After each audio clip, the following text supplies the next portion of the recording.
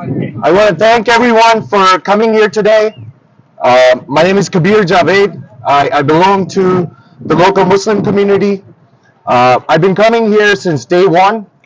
I saw like an influx of African refugees from West Africa coming to New York City at this particular shelter a few months ago, and I belong to a masjid nearby, and overnight we were overwhelmed with like hundreds and hundreds of African Muslim refugees. I started talking to them. They started explaining to me what's going on, what's happening in West Africa, and how France is destroying West Africa, and we are worried about Putin. But France is the one that destroyed West Africa, and because of France, these guys are here. And when these guys come here, they're coming from south of the border, from Mexico, where they're basically robbed.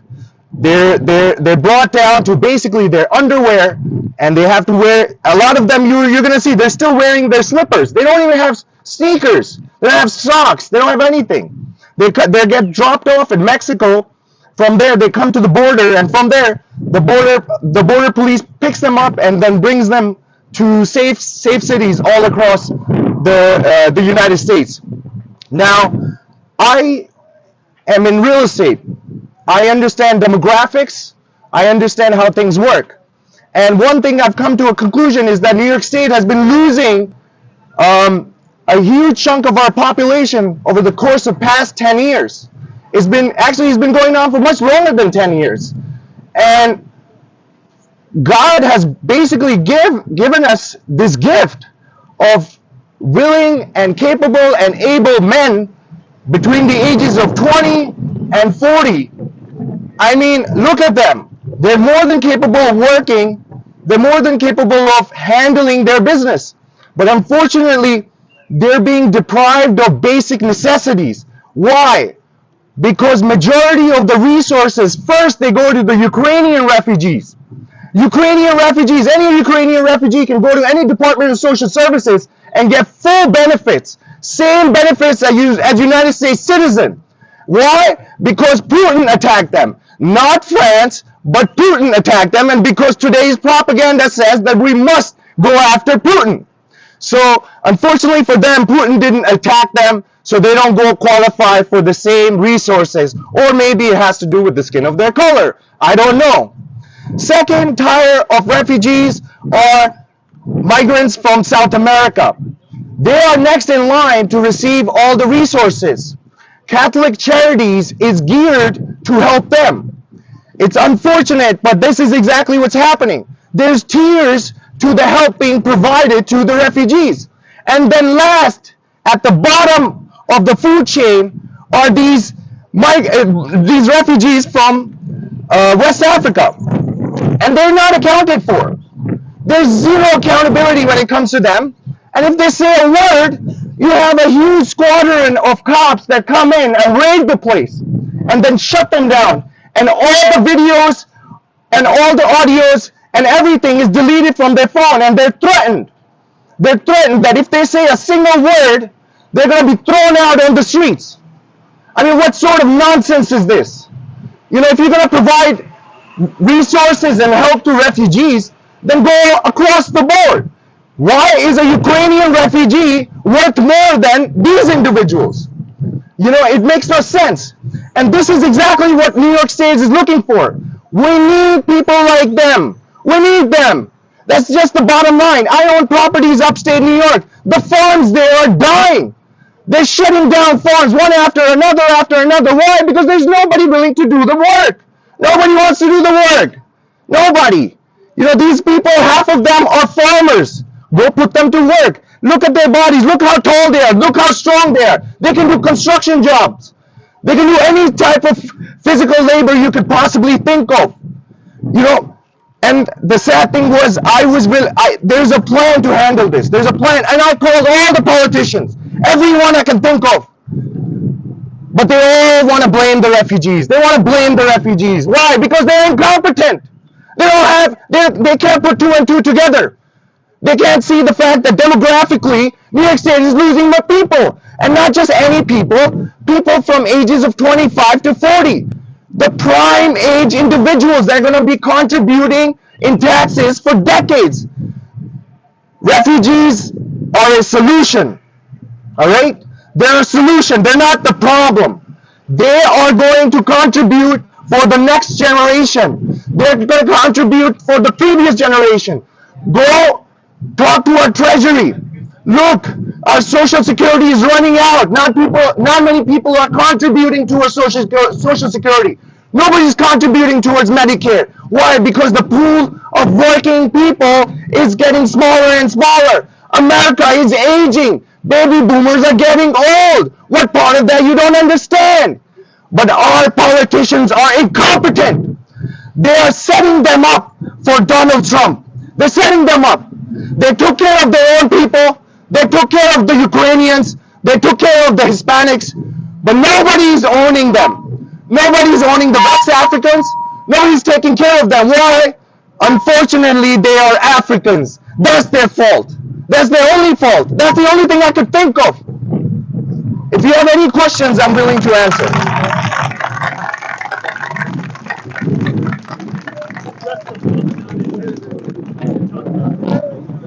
Before Ramadan started, we reached out to the management here. We're like, listen, we were like, listen, these guys are Muslims. Majority of the West Africans are Muslim. You know, that's one thing I didn't even know. I had no idea that West Africans were Muslims. And I found that out by going to the local mosque.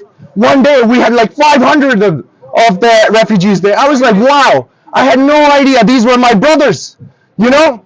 So I approached them. I was like, what do you guys need? And it came down to the basics. The basics. They don't have any clothes. When they are dropped off here, they're in their shorts, t-shirts, slippers. You can see the slippers. Please take pictures of the slippers because I can't go to sleep because of them. You know what I'm saying? They come in their slippers. You know, fundamental issues. Clothing, food. They have inadequate food. They have two choices, pork or vegetables. And vegetables you cannot even eat.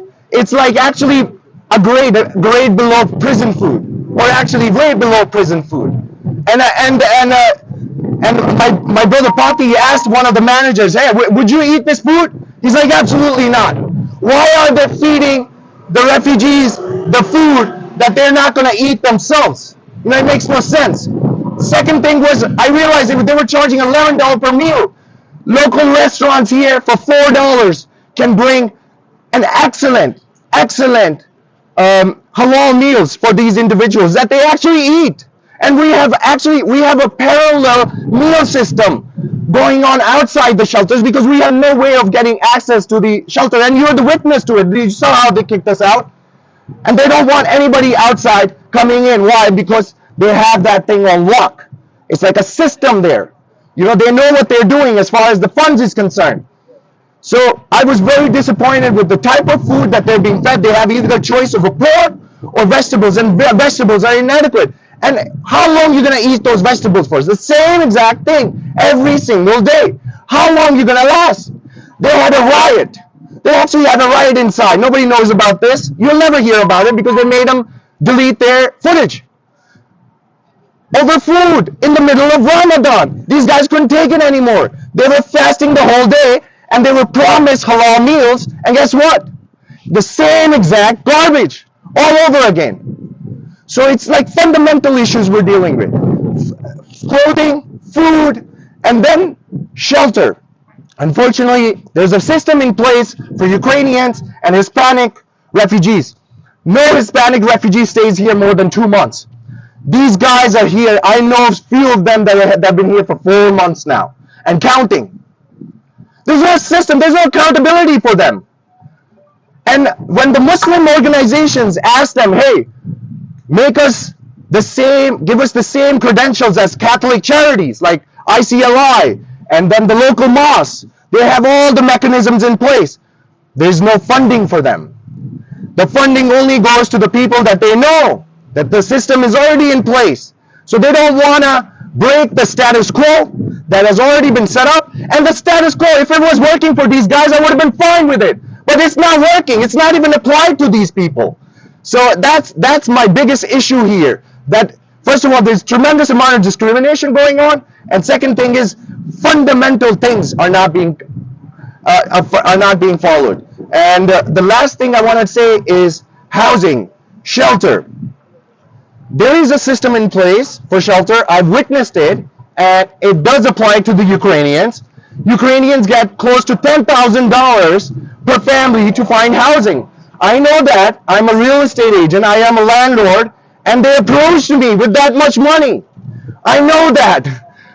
They're not offered anything. They have nothing. They can't even go to a DSS for a housing voucher. If they got housing vouchers, I would have bought 100 homes for these guys and set up housing for them independently, regardless of this government.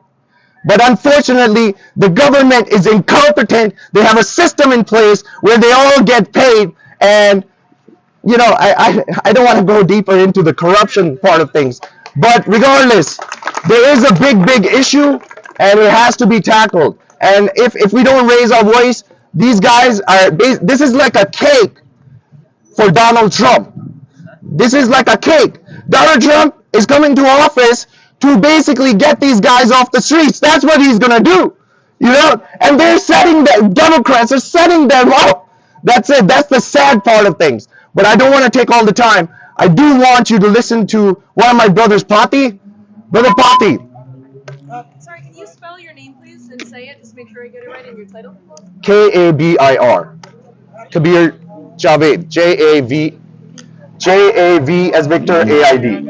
Say Kabir Javaid. and your title? Do you have an organization? Nah, I work. I live locally. Okay, good afternoon, ladies and gentlemen. I got it. Let me just hold it. You gotta press this button. You gotta press it. We are refugees and we deserve humanity and dignity. We are not treated according to laws. We don't have saying, we don't talk whatever we want. For now, as I'm talking now, I'm in threat because all of them are looking at me because I'm the only one who is translating, can speak English, speak French, and a little bit Fulani. So now I'm talking my right. So if I don't have the right, so for example, I have to talk about the meals. The meals they give us here is not comfortable, and you don't have the right to go to the managers and explain to them. If you explain to them, you'll be in threat. They kick you off. The last time I tried to explain to the other managers said I should not talk. Let me just keep quiet. I asked the managers, are you going to eat this food? Is this food comfortable for you? He said, no. Why am I asking him? I don't have the right to talk. So why is he asking me that? We are Africans. We are not treated according to the others. Like for example, the Latinos and the Europeans, we are not treated like the same. We have many facilities they don't give us. Like clothing, you don't have good clothing. They don't give us better food. You don't have right to say anything you want. So whenever you say something you want, they kick you out. Like for now, they're looking at me. Now I'm in threat. So I don't have anything to say much because the food they gave us is not good. The clothing is not good. It's not good security. You don't have right to say nothing. So for example, we are refugees. We are more important in the society. We have skills. We have graduates. Some people study. They have diplomas. They have masters. They know how to read and write. We can do farming. We have some skills like, for example, like delivery. You can do delivery. You can clean. Most of the jobs, the citizens cannot do it, but they cannot give chance to us. We the Africans, we are ready to help. We are ready to pay tax. We are ready to take care of Medicare. We need help. We really need help. So I don't have much to say. Thank you very much, guys. You just described the food in detail. Is these Muslims Ramadan issue as well? So the food they give in us here is like vegetables. It's vegetables. Like sometimes ordinary cook. I don't know how to describe it because I never eat this before. This is my first time to see this food, so I don't have much to say because the food they gave us, I've already asked them. You guys eat this? They say I don't have right to say it. Why I don't have the right to say it? I'm a refugee. I don't have choice. That's why I'm here. If I have choice, I cannot stay in this shelter. If I have an opportunity or have a job or have something like other two, I cannot stay in the shelter. Because I don't have choice, I don't have chances. That's why I'm staying here. You have to take good care of me. I have the right to say something. But the last time the police came here, there's a kuskas, there's a corruption. The police came, they never do their job. I was so surprised about New York City police. I can say this truly. I don't know. Maybe they show me in the news. I don't care. So I'm gonna say, how can the police come to the place? You don't ask what happened. What happened? You never ask the migrants. You never ask the refugees. What happened? You just ask one side of the story. You get wrong side. You don't ask what's wrong. What do you need? Why are you fighting? You don't ask that. Is that good? No, it's not good. You the police are not doing your job. You have to ask. We don't have choice. That's why we came here. We came here for better life. Can you spell your name and tell us where in West Africa you're from? I'm from Guinea, West Africa. I'm coming from. I'm Ableba. Spell your name. My name is Abdulaye. We really need help. A little slower and one more time. Abdulaye. How do you pronounce it? How do you pronounce Okay, it? so these guys are telling me again and again the other thing they said, like they don't give them like reservation to see to the lawyers. You understand? And what again next, you guys you asking what? What else? What else? You want to speak French? Okay, come on, speak. So, other than food, what else is the big issue you are facing in the shelter? Other than food, what else is the big problem? What is the big issue right now? Other You than don't have right to say nothing. If you talk something, you're in big dilemma. You be in problem. You don't have right to talk to the manager. If you talk to the manager, they say they'll kick you out. So why you don't have right to say? We are not humans. We have to be treated equally. The Russians, the Latinos, they have right. But when we talk with the Africans, we don't have right. They kick us out. Like 2 days ago, they kick us out. Even the police don't know about it. Why the police don't ask? What's wrong? Why are you fighting? They came here, they never asked nobody. I was really, really disappointed in them. Because I don't know, they don't do their job accordingly. Seriously speaking. and Kabir told that there was a fight happened inside. Can you give some detail about what happened? No, the fight was the food was not good. And the person who started the fight is the Spanish guy.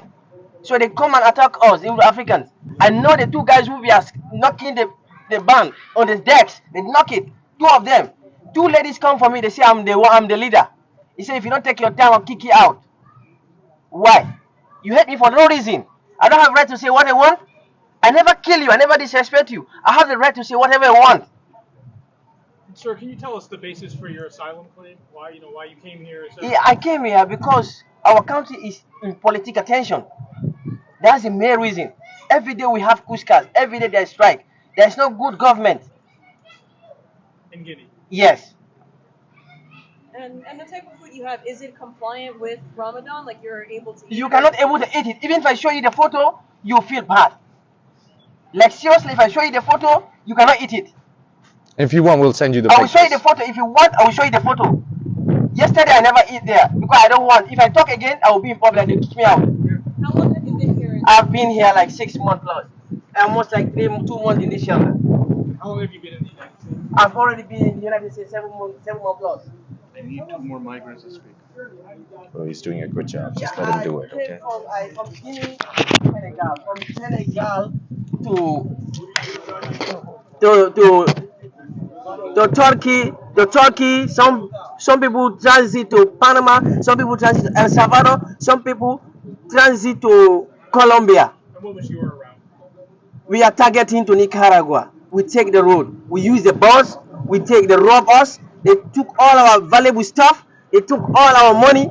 Like for us, some of us don't have food, don't have clothing, don't have shoes, don't have sneakers, don't have underwears. You cannot go to the office and tell them that you need something like that. They can never listen to you. They say we don't care about that. So I don't know how can you guys help us because we are really, really in difficulties.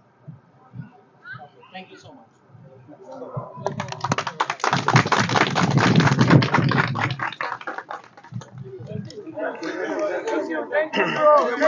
Hello, my name is Mohammed Mazhar.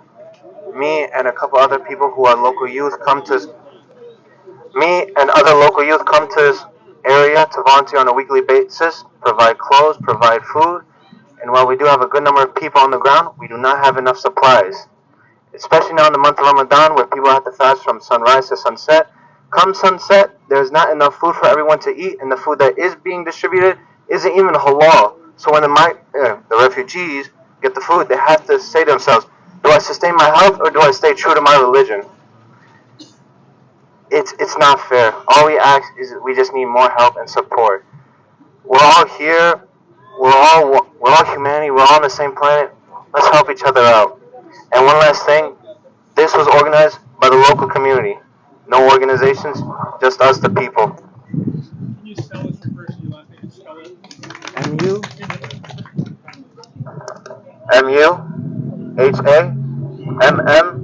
MUHAMMAD. Last name MAZHAR. I'm 19. And you're volunteering? Yes. Yes, weekly basis. And if you don't mind, just describe the conditions that you're seeing when you come here to volunteer and the needs that are prompted with you. We desperately need supplies. It's not enough for everybody. I love about how we had a table there and we served like 100 people, and when we were finished, we were out of supplies. There was still like 100 people online. Yeah, like we were just saying, local youth, even parents will come and distribute, help create food at their own homes, help distribute it.